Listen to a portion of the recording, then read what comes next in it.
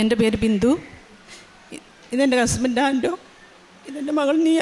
2023 ജനുവരി 6 ഞാനിവിടെ ഉടമ്പടി എടുക്കുന്നത്. അതിന് മുൻപ് ഞാൻ 7 വർഷമായിട്ട് ജോലിയില്ലാതിരിക്കുമായിരുന്നു. മാതാവിൻ്റെ ദൈവകൃപയാൽ എനിക്ക് ജർമ്മനിക്ക് ജോലി കിട്ടി പോകാൻ കഴിഞ്ഞു. അതിനുശേഷം ജർമ്മനി ഞാൻ ഫ്രാങ്ക്ഫർട്ട് എന്ന സ്ഥലത്താണ് ചെല്ലുന്നത്. ഇവിടുന്ന് B2 പാസ്സായിട്ടാണ് ഞാൻ പോകുന്നത്. എങ്കിലും എനിക്ക് ലാംഗ്വേജ് അത്ര ഫ്ലുവൻ്റ് അല്ലായിരുന്നു. അവിടെ ചെന്ന് ഒത്തിരി സ്ഥലങ്ങളിലൂടെ ഞാൻ കടന്നുപോയി. ചെന്നതിൻ്റെ ഞാൻ നവംബർ 13 ഞാൻ ജർമ്മനി ചെല്ലുന്നത്. ചെന്ന് ജോലിക്ക് കയറി. എനിക്ക് ഡിസംബറിൽ തന്നെ അവിടുത്തെ രജിസ്റ്റേർഡ് ലൈസൻസ് കിട്ടി, എക്സാം എഴുതാതെ തന്നെ. കാരണം എനിക്ക് 16 years എക്സ്പീരിയൻസ് ഉണ്ട്. അവിടെ ആർക്കെങ്കിലും എഴുതേണ്ടി വന്നില്ല. അമ്മ മാതാവ് അവിടെ എന്നെ അനുഗ്രഹിച്ചു. എനിക്ക് ലൈസൻസ് കിട്ടി. ലൈസൻസ് കിട്ടിയതിന് ശേഷം അവിടെ ഒരു ഓൾഡ് ഏജ് ഹോമിലാണ് ഞാൻ പോസ്റ്റ് ചെയ്യുന്നത്. അവിടെ കയറി ഞാൻ വർക്ക് ചെയ്ത് 2nd week 3rd week ആയപ്പം അവിടുത്തെ ഹെഡ് എന്നോട് പറഞ്ഞു നൈറ്റ് ഡ്യൂട്ടി ചെയ്യണമെന്ന് പറഞ്ഞു. അപ്പം എനിക്ക് ലാംഗ്വേജ് ഫ്ലുവൻ്റ് അല്ല. ഓൾഡ് ഏജ് ഹോമിൽ എന്ന് പറഞ്ഞാൽ നമുക്ക് ഒരു സെക്ഷനിൽ 40 പേഷ്യൻ്റ് കാണും. അവിടെ വർക്ക് ചെയ്യുന്നവർക്കറിയാം. അവിടെ 4 സെക്ഷനുണ്ട്. ഡിമെൻസ് സെക്ഷൻ, മറ്റ് 3 സെക്ഷനും നോർമൽ വാർഡുകളാണ്. അപ്പോൾ അവിടെ ഈ പ്രായമായ അപ്പച്ചന്മാരും അമ്മച്ചിമാരുമാണ്. അപ്പോൾ നമുക്ക് അവരെ തന്നെ ഹാൻഡിൽ ചെയ്യാൻ പറ്റത്തില്ല. എമർജൻസി വന്നു കഴിഞ്ഞാൽ നമ്മൾ പിന്നെ ഇത് വിളിക്കണം, ആംബുലൻസ് വിളിക്കണം. നമ്മുടെ ഹോസ്റ്റലിൽ പോലുള്ള സൗകര്യങ്ങളൊന്നുമില്ല.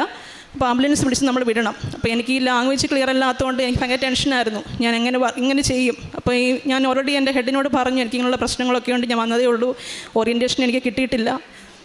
അപ്പോൾ അവർ പറഞ്ഞില്ല നീ ചെയ്തേ പറ്റത്തുള്ളൂ, ഈ 5 days നീ ചെയ്തേ പറ്റത്തുള്ളൂ, വേറെ സ്റ്റാഫില്ലെന്ന് പറഞ്ഞു. ഞാൻ എൻ്റെ അമ്മ മാധവനെ മുറുകെ പിടിച്ചുകൊണ്ട് പോയി. എൻ്റെ ആയുധമായ എൻ്റെ കൊന്ത ഞാൻ കയ്യിലെടുത്തു. അതുപോലെ ഞാൻ ഡ്യൂട്ടിക്ക് പോകുമ്പം എപ്പോഴും ഈ സമയം വരെയും ഇപ്പോൾ ഞാൻ 2 വർഷമായി ഞാൻ ജർമ്മനിയിൽ. ഈ 2 വർഷവും ഞാൻ ഡ്യൂട്ടിക്ക് പോകുമ്പം മാതാവിൻ്റെ രൂപം, ബൈബിൾ, അതുപോലെ ഒരു ചെറിയ ശ്രീബാക്കുരിശ് എൻ്റെ കയ്യിലുണ്ട്. അതുപോലെ നേർച്ച വസ്തുവായ ഉപ്പും തൈലവും എപ്പോഴും എൻ്റെ കയ്യിൽ കാണും. ആ ഒരു വിശ്വാസത്തോടെ, ആ ഒരു ധൈര്യത്തോടെ ഞാൻ വർക്ക് ചെയ്തു. പിന്നെ എന്നിലുള്ള വചനം എന്നെ ശക്തനായവരോടെല്ലാം ചെയ്യുവാൻ സാധിക്കും എന്ന വചനം ഞാൻ എപ്പോഴും വിട്ടുകൊണ്ടിരുന്നു. അങ്ങനെ എനിക്ക് ആ നൈറ്റ് ഡ്യൂട്ടി പൂർത്തിയാക്കുവാൻ കഴിഞ്ഞു. പക്ഷേ എനിക്ക് ഡ്യൂട്ടി കഴിഞ്ഞ് തിരിച്ച് വന്നാൽ എനിക്ക് റൂമിൽ നന്നായിട്ട് ഉറങ്ങുവാനോ ഒന്നും എനിക്ക് പറ്റുന്നില്ലായിരുന്നു. ഭയങ്കര സ്ട്രെസ്സായിരുന്നു. ഉറങ്ങാതെ പോകുന്നതിൻ്റെ ക്ഷീണം ഒരു സൈഡിൽ. കാരണം ഞങ്ങൾ 6 സ്റ്റാഫ് ഒരുമിച്ചാണ് താമസിക്കുന്നത് ഒരു വീട്ടിൽ. അപ്പം നമുക്ക് അവരുടെ സൗണ്ടൊക്കെയാണ്, നമുക്ക് ഉറങ്ങാൻ പറ്റത്തില്ല. അങ്ങനെ ഉറങ്ങാൻ 4 മാസത്തോളം കണ്ടിന്യൂസ് പുള്ളിക്കാരി എനിക്ക് നൈറ്റ് ഡ്യൂട്ടി ഇട്ടു. ഞാൻ റിക്വസ്റ്റ് ചെയ്തിട്ട് അവർ ചേഞ്ച് ചെയ്തില്ല. അങ്ങനെ ഞാൻ വേറൊരു സ്ഥലത്തേക്ക് ട്രാൻസ്ഫറിന് വേണ്ടിയിട്ട് അപേക്ഷിച്ചു. അപ്പം ഞാൻ ഇവിടെ ഹസ്ബൻഡ് നാട്ടിലുണ്ട്, ഞാൻ മാത്രമേ ഉള്ളൂ ജർമ്മനിയിൽ. ഹസ്ബൻഡും എൻ്റെ കുഞ്ഞുങ്ങളും നാട്ടിലാണ്. അപ്പോൾ ഞാൻ ഹസ്ബൻഡിനോട് പറഞ്ഞു ഉടമ്പടി നിയോഗം വെച്ച് പ്രാർത്ഥിക്കണം, എനിക്ക് ഇങ്ങനെ സ്ട്രെസ്സാണ്, ചെയ്യാൻ പറ്റുമല്ലോ എനിക്ക് അറിഞ്ഞുകൂടാ. അതുകൊണ്ട് ഹസ്ബൻഡ് ഞാൻ വന്നതിൻ്റെ 2023 ഡിസംബറിലാണ് അവിടെ ഞാൻ ഡ്യൂട്ടിക്ക് കയറുന്നത്. 2024 ജനുവരി 1st വീക്കിൽ ഹസ്ബൻഡോട് വന്ന് ഉടമ്പടി എടുത്ത് നിയോഗം വെച്ചു എനിക്ക് ട്രാൻസ്ഫർ ലഭിക്കാൻ പറ്റിയിട്ട്. സാധാരണ അവിടെ 6 മാസം പ്രൊഫഷണൽ പീരീഡ് കഴിഞ്ഞെങ്കിൽ മാത്രമേ നമുക്ക് വേറൊരു സ്ഥലത്തോട്ട് മാറാൻ കഴിയുകയുള്ളൂ. പക്ഷേ അമ്മ മാതാവിൻ്റെ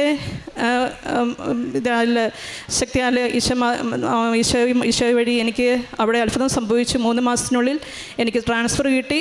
ഹാംബുർഗ് എന്ന സ്ഥലത്തേക്ക് ഞാനും എൻ്റെ കൂടെ വേറൊരു എൻ്റെ ഫ്രണ്ടും ഉണ്ട്, നീതു എന്ന് പറഞ്ഞത്. ഞങ്ങൾ 2 പേരും ഒരുമിച്ച് ഹാംബുർഗിലേക്ക് പോയി. അവിടെ എൻ്റെ ഒരു കസിൻ സിസ്റ്ററും ഉണ്ടായിരുന്നു.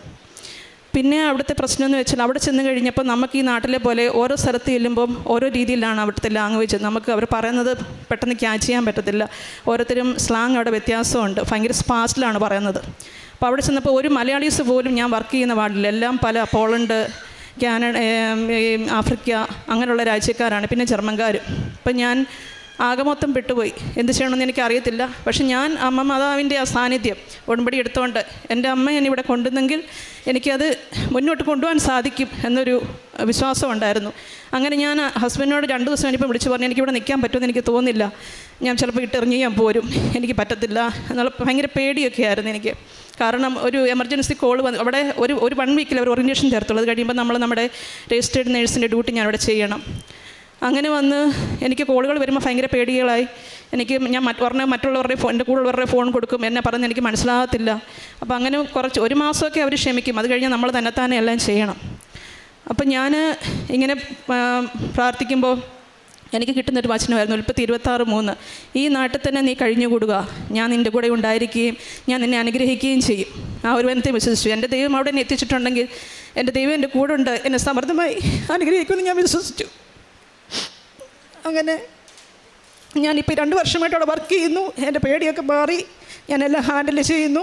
പിന്നെ എന്നോട് എല്ലാവരും ചോദിക്കും, നീ എന്തുകൊണ്ടാണ് ഈ ഓൾഡ് ഏജ് ഹോമിൽ തന്നെ നിൽക്കുന്നത്, നിനക്ക് ഹോസ്പിറ്റലിലോട്ട് മാറിക്കൂടെ, നിനക്ക് ഒത്തിരി സ്ട്രെസ്സല്ലേ? കാരണം ഓൾഡ് ഏജ് ഹോമിൽ ഈ പ്രായമായവരെ നമ്മൾ എടുത്ത് പൊക്കണം, മാറ്റണം, വീൽ ചെയറിൽ അവരെ എടുത്ത് ഒരു ദിവസം 3 പ്രാവശ്യം നമ്മൾ അങ്ങോട്ടും ഇങ്ങോട്ടും മാറ്റണം. ഭയങ്കര ബുദ്ധിമുട്ടാണ്. നമ്മുടെ ഹെൽത്ത് പരമായിട്ട് നമുക്ക് ഒത്തിരി ഇഷ്യൂസ് വരും. പക്ഷേ എൻ്റെ അമ്മ എന്നെ പോസ്റ്റ് ചെയ്തെങ്കിൽ എന്നെ അവിടെ നിയമിച്ചതാണ്. കർത്താവ് എനിക്ക് അവരോട് സ്നേഹത്തിൽ ഇടപെടാനും ഞാൻ അങ്ങനെ അവരുമായിട്ട് എൻ്റെ സ്വന്തം അമ്മച്ചി നോക്കുന്ന പോലെയാണ് ഞാൻ അവിടെ അമ്മച്ചമാരെ ഞാൻ നോക്കുന്നത്. ആ ഒരു കൃപ എനിക്ക് ദൈവം തന്നിട്ടുണ്ട്. പിന്നെ ഞാൻ ഈ വചനത്തിൽ എപ്പോഴും വിശ്വസിക്കും. പിന്നെ ഞാൻ ജോലിക്ക് പോകുമ്പോഴൊക്കെ ഞാൻ എൻ്റെ വീട്ടിൽ നിന്ന് ഇറങ്ങുമ്പോൾ തന്നെ ഞാൻ കൊന്ത ചൊല്ലിക്കൊണ്ടാണ് പോകുന്നത്. ആ ഒരു ധൈര്യം എനിക്കുണ്ട്. എനിക്കൊന്നും പിന്നെ എൻ്റെ എപ്പോഴും എന്നെ ഒരാൾ ഗൈഡ് ചെയ്യുന്ന പോലെ എനിക്ക് തോന്നാറുണ്ട്. മോളെ നീ ഇന്നത് ചെയ്യ്, നീ പേടിക്കേണ്ട, ഞാൻ നിൻ്റെ കൂടെ ഉണ്ട്. എന്തെങ്കിലും അവിടെ അമ്മച്ചിമാർ ചിലപ്പോൾ വീണ് കഴിഞ്ഞാൽ നമുക്ക് പെട്ടെന്ന് ആംബുലൻസ് വിളിക്കണം, അവർക്ക് എന്തെങ്കിലും ഫ്രാക്ചർ ഉണ്ടായാലും അങ്ങനെയൊക്കെ. അപ്പോൾ അതൊക്കെ എനിക്ക് ഭയങ്കര ബുദ്ധിമുട്ടായിരുന്നു ഫസ്റ്റ് ടൈമുകളിൽ. ഞാൻ എങ്ങനെ അവരെ വിളിച്ച് പറയും, എങ്ങനെ ഞാൻ ഇൻഫോം ചെയ്യുമെന്നൊക്കെ ഉള്ളതിൽ. കാരണം എപ്പോഴും നമ്മളെ ആരും ഹെൽപ്പ് ചെയ്യുന്ന വരത്തില്ല. അപ്പോൾ എന്നെ സഹായിക്കാൻ എൻ്റെ അമ്മ മാതാവ് ഈശോയെ ഉള്ളായിരുന്നു. അങ്ങനെ എപ്പോഴും ഒരു എമർജൻസി ഉണ്ടാകുമ്പോൾ എനിക്ക് മുന്നമേ മാതാവ് കാണിച്ചു തരും, ഇന്നാക്കിന്നത്. അപ്പം നീ പോയി നോക്ക് ഇങ്ങനെ എൻ്റെ ചെവി പറയും. ചെല്ലുമ്പോൾ കറക്റ്റായിരിക്കും, അമ്മ ചിലപ്പം വീഴാൻ പോകുമായിരിക്കും. അങ്ങനെയൊക്കെ ഇപ്പോൾ ഈ സമയം വരെയും എനിക്കെല്ലാം ഇങ്ങനെ കാണിച്ചു തരും അമ്മ മാതാവിൻ്റെ കൃപ. എൻ്റെ മെറിറ്റ് കൊണ്ടല്ല, എൻ്റെ ഈശോയുടെ not by merit by grace എപ്പോഴും ജോസഫച്ചനോട് പറയാനുള്ളതുപോലെ ആ ഒരു കൃപ കൊണ്ട് മാത്രമാണ് ഞാനിപ്പോഴും അവിടെ പിടിച്ചു നിൽക്കുന്നത്. അതുപോലെ എൻ്റെ സാലറിയിൽ ഒരു രജിസ്റ്റേർഡ് നേഴ്സിന് കിട്ടുന്ന സാലറി അല്ലായിരുന്നു എനിക്കവിടെ കിട്ടിക്കൊണ്ടിരുന്നത്. കാരണം ഞാനവിടെ ഏജൻറ്റ് മുഖേന പോയെന്ന് പറയണം, ഒരു ഫിക്സഡ് സാലറി ആയിരുന്നു. അപ്പോൾ എനിക്ക് ഈ ലാംഗ്വേജിന് ബുദ്ധിമുട്ടുള്ളതുകൊണ്ട് എൻ്റെ ഹെഡിനോട് എനിക്ക് ചോദിക്കാൻ മടിയായിരുന്നു, എനിക്ക് ഇൻക്രീസ് ചെയ്ത് തരാമോ, ഇങ്ങനെ എനിക്ക് ഇപ്പോൾ ഈ സാലറി കിട്ടുന്നതെന്ന്. പക്ഷേ ഞാൻ 8 നോയമ്പിൻ്റെ സമയത്ത്, ഈ ലാസ്റ്റ് 2025 8 നോയമ്പിൻ്റെ സമയത്ത് ഞാൻ മുട്ടിപ്പായിട്ട് പ്രാർത്ഥിച്ചു, ഉപവാസം എടുത്ത് പ്രാർത്ഥിച്ചു, നോയമ്പെടുത്ത് പ്രാർത്ഥിച്ചതിൻ്റെ ഫലമായി ഞാൻ പറയാതെ തന്നെ എനിക്കൊരു ചെറിയ തുകയിൽ ഞാൻ ഉദ്ദേശിച്ചതിലും എനിക്ക് ഇൻക്രിമെൻറ്റ് കൂട്ടി തന്നു. അത് ഞാൻ അതിൻ്റെ ഒരു 0.5 ഞങ്ങളുടെ ചർച്ചിൽ ഞാനത് പള്ളിപ്പണിക്കായിട്ട് ഞാനത് കൊടുത്തു. അതുപോലെ ഞങ്ങൾക്ക് അവിടെ ഓൾഡ് ഏജ് അവിടെയുള്ള ഹോസ്പിറ്റലുകളിലും ഓൾഡ് ഏജ് ഹോമിലൊക്കെ നമുക്ക് ബൈനാഷണൽ ഫയർ എന്ന് പറയും, അതായത് ക്രിസ്മസ് ബോണസ്, അത് ഞങ്ങൾക്ക് കിട്ടാറില്ലായിരുന്നു. ഞങ്ങളുടെ ഹോസ്പിറ്റൽ, കാരണം നമ്മൾ സിക്ക് ലീവ് എടുക്കുന്നവർക്കൊന്നും കിട്ടത്തില്ല, അത് മറ്റുള്ള സ്റ്റാഫിനും കിട്ടത്തില്ല, അത് ഒഴിവാക്കിയൊക്കെ വരുന്നവർ. കാരണം ഓൾഡ് ഏജ് ഹോം എന്ന് പറഞ്ഞാൽ പ്രൈവറ്റ് സ്ഥാപനമാണ്. പക്ഷേ ഈ വർഷം 2000 അത് എങ്ങനെ അത്ഭുതം എനിക്കറിയത്തില്ല. ഞാൻ ഈ ലാസ്റ്റ് ഡിസംബറിൽ വന്ന് 2025 ഞാൻ ഉടമ്പടി പുതുക്കിയായിരുന്നു. പക്ഷേ ഞാനൊരു നിയോഗവും വെച്ചില്ല. അതിനകത്ത് ഞാൻ പ്രാർത്ഥിച്ചത് പരിശുദ്ധാത്മാവിൻ്റെ അഭിഷേകം കിട്ടുവാനും എൻ്റെ കുടുംബം ഉടമ്പടിയിൽ നിത്യത വരെ ജീവിക്കുവാനും ആത്മീയമായി കൂടുതൽ വളരുവാൻ ഇത്തരം കാര്യങ്ങൾ ഞാൻ വെച്ചിരുന്നുള്ളൂ. പിന്നെ എൻ്റെ സഹനങ്ങളെ അമ്മ തരുന്ന ഈശ്വരൻ തരുന്ന സഹനങ്ങളെ ഞാൻ സന്തോഷത്തോടെ ഏറ്റെടുക്കുന്നു. അത് സഹിക്കുവാൻ എനിക്ക് ശക്തി തരണമേ എന്നാണ് ഞാൻ പ്രാർത്ഥിച്ചിരുന്നത്. അങ്ങനെ അമ്മ എൻ്റെ സഹനങ്ങൾ അറിഞ്ഞ് അമ്മയെല്ലാം എനിക്ക് ആ ക്രിസ്മസ് ബോണസും കിട്ടി. അങ്ങനെയാണ് ഞാൻ ആ ഡിസംബറിൽ ടിക്കറ്റിനൊക്കെ നല്ല റേറ്റാണ്. കാരണം ഞാൻ നാട്ടോട്ട് എല്ലാ മാസവും അയക്കുമ്പോൾ എൻ്റെ പൈസയില്ല. തക്ക സമയത്ത് അവിടെ പ്രവർത്തിച്ചു. ടൈം ഷോർട്ടനിങ് എന്ന് പറയുന്ന പോലെ ഞാൻ ഒക്ടോബറിൽ നാട്ടിൽ പോകാൻ ആഗ്രഹിച്ചു. നവംബറിൽ തന്നെ ഞങ്ങൾക്ക് ആ ബോണസ് കിട്ടി. എനിക്ക് ടിക്കറ്റ് എടുത്ത് വരുവാൻ സാധിച്ചു. രണ്ടാമത്തെ അനുഗ്രഹം എന്ന് പറഞ്ഞാൽ, ഞാൻ ലാസ്റ്റ് ഡിസംബറിൽ 2024 ഡിസംബർ പുതുക്കിയതിനകത്ത് ഞങ്ങൾ 5 വർഷമായിട്ട് ഞങ്ങളുടെ ഭവനം, എൻ്റെ ഹസ്ബൻഡിൻ്റെ വീടാണ് ചേർപ്പെങ്കിൽ. ഇപ്പോൾ എൻ്റെ ഹസ്ബൻഡ് എൻ്റെ ഭവനത്തിലാണ് നിൽക്കുന്നത്. ഞങ്ങളത് വിൽക്കാൻ വേണ്ടി തീരുമാനിച്ച പല ബുദ്ധിമുട്ടുകളുള്ളത് കാരണം, ഞങ്ങൾ വാടകയ്ക്ക് കൊടുക്കുന്ന കാരണം എല്ലാ വർഷവും ഞങ്ങൾക്കത് ഒത്തിരി ചിലവുകളായിരുന്നു. അപ്പോൾ ഞങ്ങളത് വിൽക്കാൻ വേണ്ടി തീരുമാനിക്കും. ഓരോരുത്തർ വന്ന് കാണും, പല തടസ്സങ്ങളിലത് മാറിപ്പോയി. അപ്പോൾ 2024 ഡിസംബറിൽ ഞാൻ ഉടമ്പടി പുതുക്കി. ഞാൻ കാശുരൂപവും മാതാവിൻ്റെ രൂപവും പിടിച്ച് ഞാൻ ആ വീടിന് ചുറ്റും പ്രദക്ഷിണ പ്രാർത്ഥന, ഞാനും എൻ്റെ ഹസ്ബൻഡും കൂടെ പ്രദക്ഷിണ പ്രാർത്ഥന ചൊല്ലി സമർപ്പിച്ച് പ്രാർത്ഥിച്ചു. അതുപോലെ ഒരു കാശുരൂപം ആ വീടിൻ്റെ സൈഡിൽ തൈലം ഉപ്പൊഴിച്ച് ഞാൻ കുഴിച്ചിട്ട് വിശ്വാസത്തോടെ പ്രാർത്ഥിച്ചു. ഞാൻ പറഞ്ഞു, അമ്മേ മാതാവേ, ഞാൻ പോയി കഴിഞ്ഞാലും ഡിസംബർ 31 ഞാനത് 24 ഡിസംബർ 31 ഞാനത് ചെയ്തത്, പ്രാർത്ഥിച്ചത്. ഞാൻ ഇവിടെ ചെന്ന് കഴിഞ്ഞ് എനിക്കൊരു നല്ല വാർത്ത കേൾക്കാൻ പറ്റണമെന്ന് പ്രാർത്ഥിച്ചു. ഞാൻ ചെന്ന് 2 വീക്സിനുള്ളിൽ, അതായത് ജനുവരി 2nd വീക്ക് എൻ്റെ ഹസ്ബൻഡ് പറഞ്ഞു വീട് സെയിലായി. ഫെബ്രുവരി 1st വീക്കിന് ഞങ്ങൾ ഉദ്ദേശിച്ച തുക ഞങ്ങൾക്ക് ലഭിച്ചു. ദൈവനാമത്തിന് മഹത്വം ഉണ്ടായിരിക്കട്ടെ. എൻ്റെ പേര് നിയ. എനിക്ക് പരീക്ഷയുണ്ടായിരുന്നു 9th. അതിനകത്ത് എനിക്ക് ഒരു സബ്ജക്റ്റ് പോയി. മമ്മി രാവിലെ എന്നും അനുദിന പ്രാർത്ഥന ചൊല്ലുന്ന സമയത്ത് ജോസഫ് അച്ഛൻ പറഞ്ഞ ഒരു നമ്പർ 7 എന്നുള്ള നമ്പർ മമ്മി അത് കാണിച്ചു. അപ്പോൾ എൻ്റെ പരീക്ഷ എന്ന് പറയുന്നത് 27-ാം തീയതി ആയിരുന്നു. അപ്പോൾ അന്ന് എനിക്ക് ഭയങ്കര പാടുള്ള സബ്ജക്റ്റായിരുന്നു. അപ്പോൾ അതെനിക്ക് പോയി. അപ്പോൾ ഞാനന്ന് പോയി എക്സാം എഴുതുന്നതിന് മുമ്പ് ഞാനിവിടെ കൃപാസനത്ത് വന്നു. അച്ഛൻ്റെ ബ്ലെസ്സിങ് വാങ്ങിച്ചു. എനിക്ക് ഉറപ്പുണ്ടായിരുന്നു അമ്മ എന്നെ സഹായിക്കും, അമ്മ എന്നെ വിടത്തില്ല. എന്തിനും കൂടെ നിൽക്കുന്നത് എൻ്റെ കൃപാസനമ്മ മാതാവാണ്.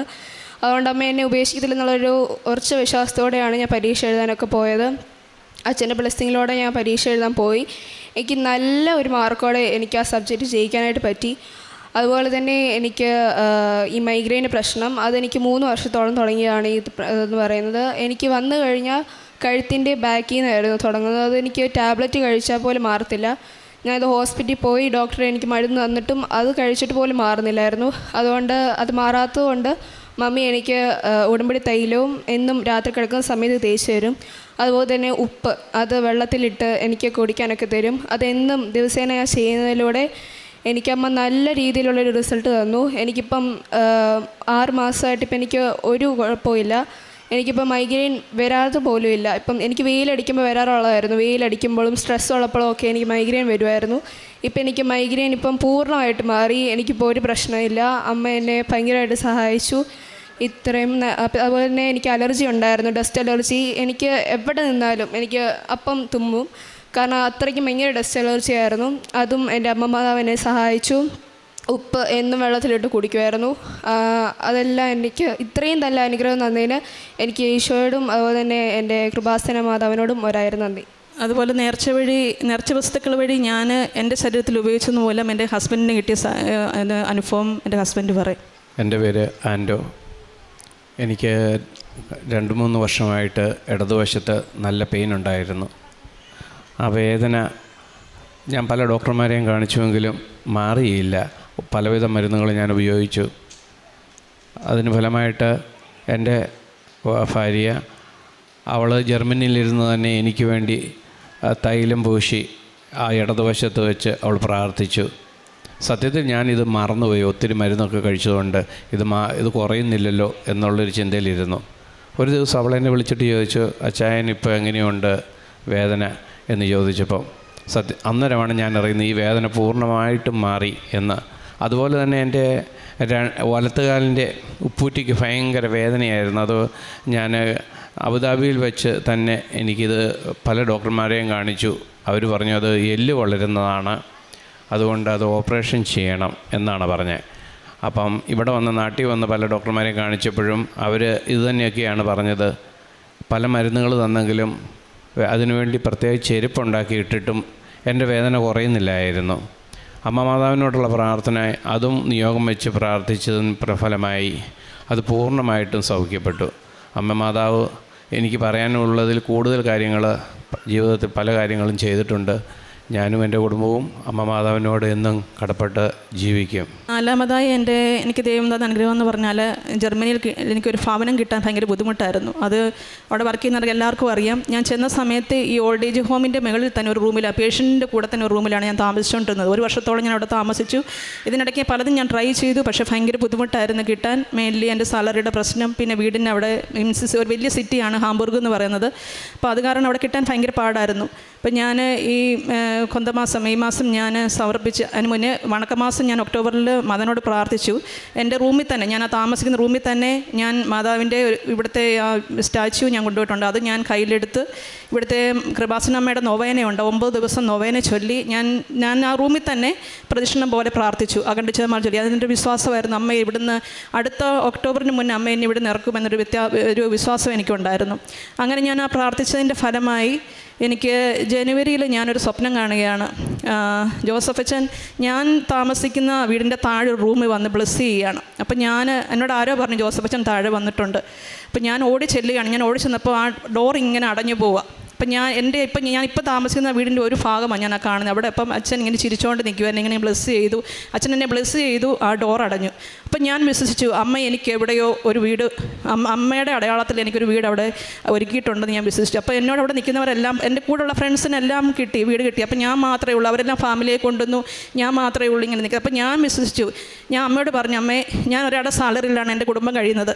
എൻ്റെ സാലറിയിൽ എനിക്ക് ഒതുങ്ങത്തക്ക വിധം, എനിക്ക് ഒത്തിരി കടങ്ങളുണ്ടാകരുത്, കടബാധ്യത ഒന്നും ഉണ്ടാകാതെ എൻ്റെ സാലറിയിൽ ഒതുങ്ങത്തക്ക വിധം അമ്മ എനിക്കൊരു ഭവനം കാണിച്ചു തരണമെന്ന് ഞാൻ പ്രാർത്ഥിച്ചു.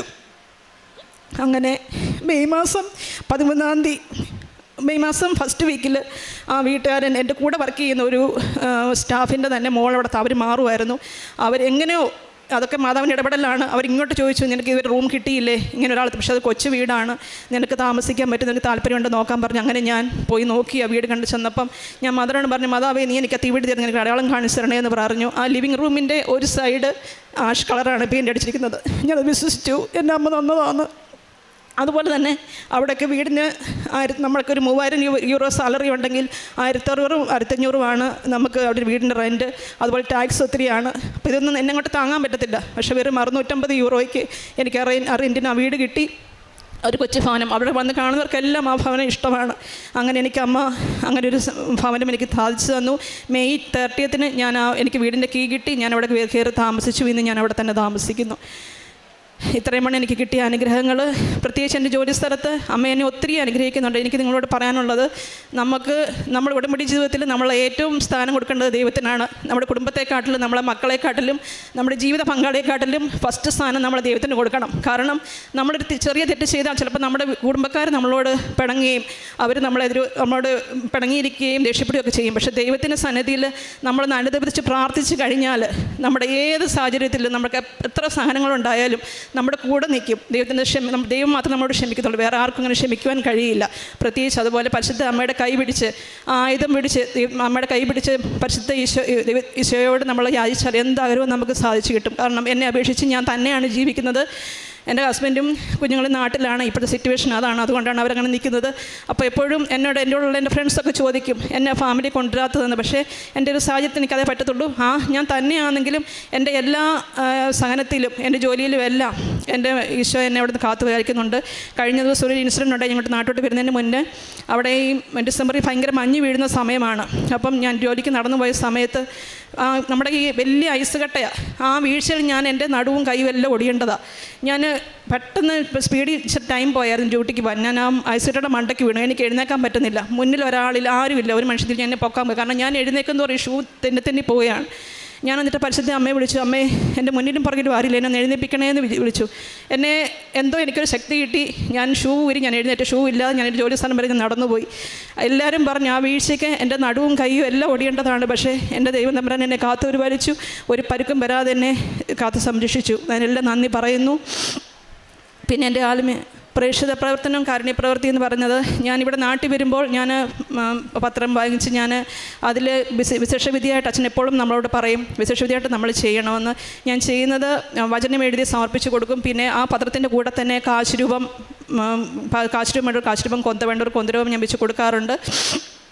അപ്പോൾ കഴിഞ്ഞ പ്രാവശ്യം ഞാൻ ഈ ഡിസംബറിൽ ഞാൻ ഉടമ്പടി പുതുക്കി. ഞാൻ ബസ്സിലൊക്കെ യാത്ര ചെയ്യുമ്പം ഈ പത്രം എൻ്റെ കൂടെ കൊണ്ടുപോകും. അങ്ങനെ ഇന്നിപ്പോൾ ഒരു ആൻറ്റി എന്നോട് പറഞ്ഞു, എൻ്റെ മോളെ ഞാൻ ഈ ഒരു കാശുരൂപവും പത്രം കിട്ടാൻ വേണ്ടി ഞാൻ ഒത്തിരി ആഗ്രഹിച്ചിരിക്കുവായിരുന്നു. അപ്പോൾ ഞാൻ കൊടുക്കുന്നതിന് മുമ്പേ പ്രാർത്ഥിക്കും, വിശ്വപ്രമാണം ചൊല്ലി പ്രാർത്ഥിക്കും.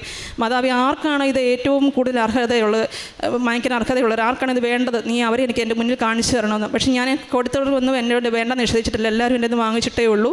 അതുപോലെ ഞാൻ ജർമ്മനി കൊണ്ടുപോയി എൻ്റെ ഓൾഡ് ഏജ് ഹോമിലുള്ള അപ്പച്ചന്മാർക്കും അമ്മച്ചന്മാർക്കും ഒക്കെ ഞാൻ കൊണ്ട് ഈ കാശുരൂപവും ഈ പത്രങ്ങളൊക്കെ കൊടുക്കുക. അവർ വിശ്വസിച്ച് പ്രാർത്ഥിക്കാറുണ്ട്.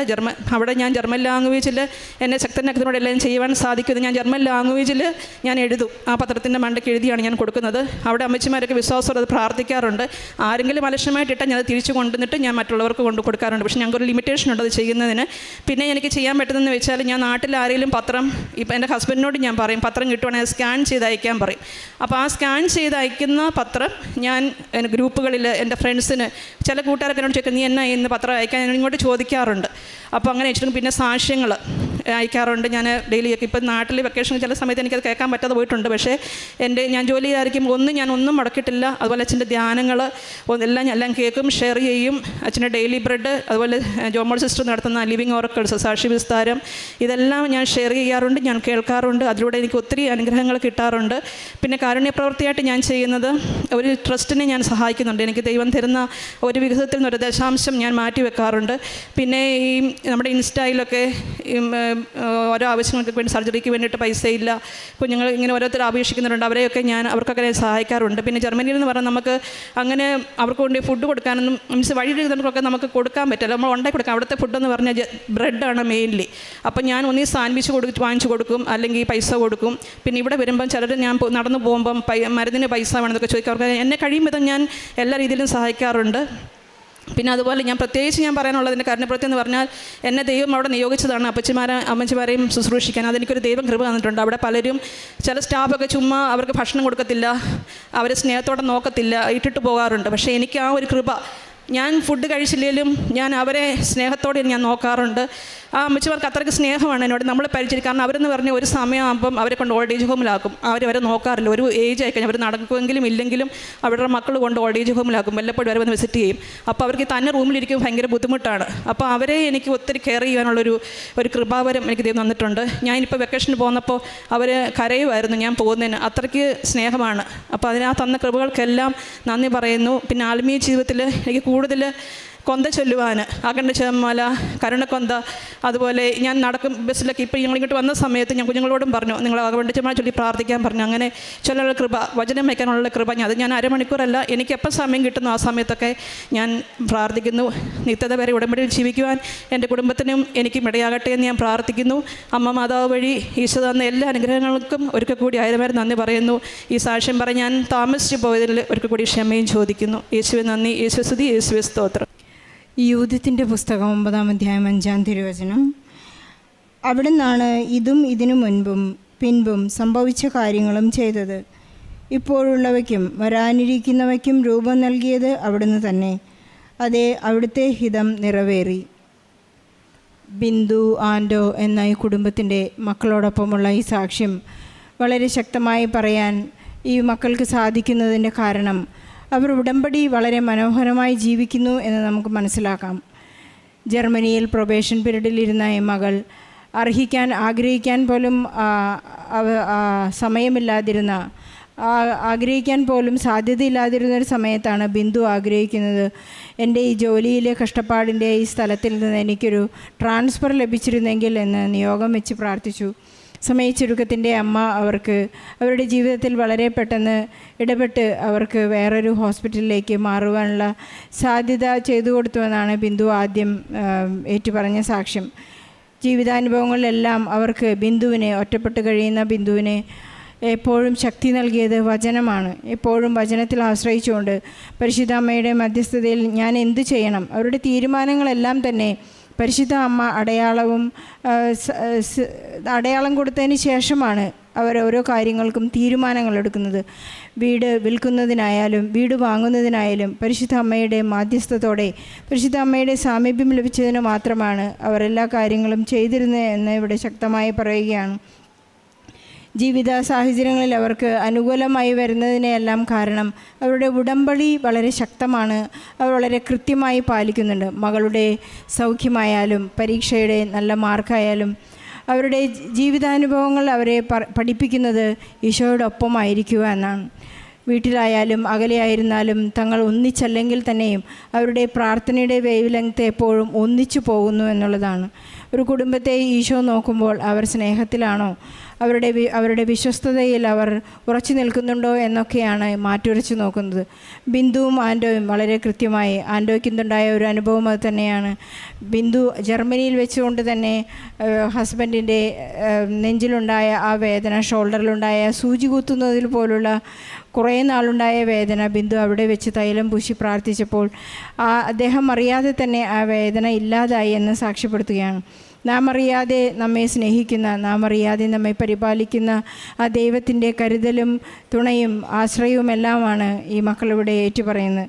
ഇവിടെ ഇത്ര ശക്തമായ ഒരു സാക്ഷ്യം പറയാൻ ബിന്ദുവിന് സാധിക്കുന്നത് എല്ലാ ജീവിതാവസ്ഥയിലും ഒരു ക്രിസ്മസ് ബോണസ് പോലും പരിശുദ്ധ അമ്മ അറിയാതെ ഇവരുടെ ജീവിതത്തിലൂടെ കടന്നു പോയിട്ടില്ല എന്നാണ് ബിന്ദു ഏറ്റു പറയുന്നത്. നമ്മുടെ എല്ലാ ജീവിത സാഹചര്യങ്ങളിലും നമുക്ക് നമ്മുടെ ഉടമ്പടിയിൽ ഉറച്ചു നിൽക്കാം. അതുപോലെ തന്നെ മാതാവിൻ്റെ അപ്രൂവൽ ലഭിച്ചല്ലാതെ ഇവർ മുന്നോട്ട് സ്റ്റെപ്പ് എടുക്കുന്നില്ല എന്നവർ ഏറ്റു പറയുകയാണ്. അതാണ് നമ്മുടെ ഉടമ്പടി. ഒരു കാര്യം നാം ഈശോയ്ക്ക് ഏൽപ്പിച്ചു കഴിഞ്ഞാൽ പരിശുദ്ധ അമ്മ അതെപ്പോഴും ഇടപെട്ടുകൊണ്ടിരിക്കും. പരിശുദ്ധ അമ്മ കാനായിലെ വിവാഹവിരുന്നിൽ ചെയ്തതുപോലെ അവർക്ക് വീഞ്ഞില്ല, അവർക്ക് ജോലിയില്ല, അവർക്ക് ഒന്നിച്ച് ജീവിക്കണം, അവരുടെ മക്കളുടെ അസ്വസ്ഥതകൾ എല്ലാം പരിശുദ്ധ അമ്മ ക്രമീകരിക്കുന്ന ഒരു പ്രാർത്ഥനാ പദ്ധതിയിൽ നാം വിശ്വസിച്ചുകൊണ്ടാണ് ഓരോ സാക്ഷ്യങ്ങൾ കേൾക്കുന്നതും നമ്മുടെ ഉടമ്പടിയിൽ ജീവിക്കുന്നത്. നമ്മുടെ മെറിറ്റ് 0 ആയാൽ, ബിന്ദു പറയുമായിരുന്നു എൻ്റെ മെറിറ്റ് 0 ആയിരുന്നു. മെറിറ്റ് 0 ആകുമ്പോഴാണ് കൃപയൊഴുകുന്നത്. ബഹുമാനപ്പെട്ട ജോസഫ് അച്ഛൻ നമ്മെ ഓർമ്മിപ്പിക്കുന്നത് നമുക്ക് അനുഗ്രഹം അടിച്ചു മാറ്റാനല്ല, നമുക്ക് കൃപയിൽ ജീവിക്കുവാൻ, ക്രിസ്തുവിനിൽ രൂപപ്പെടുകയും ഞാൻ ക്രിസ്തു കൈമാറ്റം ചെയ്യുകയും ചെയ്യുമ്പോഴാണ് നമ്മുടെ ഉടമ്പടി പൂർണ്ണമാവുന്നതെന്ന് നാം മനസ്സിലാക്കുകയാണ്. ബിന്ദുവിനും കുടുംബത്തിനും ലഭിച്ച എല്ലാ അനുഗ്രഹങ്ങൾക്കും ഈശോയ്ക്കും പരിശുദ്ധ അമ്മയ്ക്കും നല്ലൊരു കയ്യടി നൽകി സാക്ഷ്യം നമുക്ക് സമർപ്പിക്കാം. അത്യപൂർവ ദൈവാനുഭവങ്ങൾ ഇനി നിങ്ങൾക്കും സ്വന്തം. ചാനൽ ഇതുവരെ സബ്സ്ക്രൈബ് ചെയ്തിട്ടില്ലെങ്കിൽ ഇപ്പോൾ തന്നെ സബ്സ്ക്രൈബ് ചെയ്യുക. ഈ വീഡിയോ ഇപ്പോൾ തന്നെ നിങ്ങളുടെ സുഹൃത്തുക്കൾക്ക് ഷെയർ ചെയ്തുകൊണ്ട് കർത്താവിൻ്റെ പ്രേക്ഷിതരാകുക.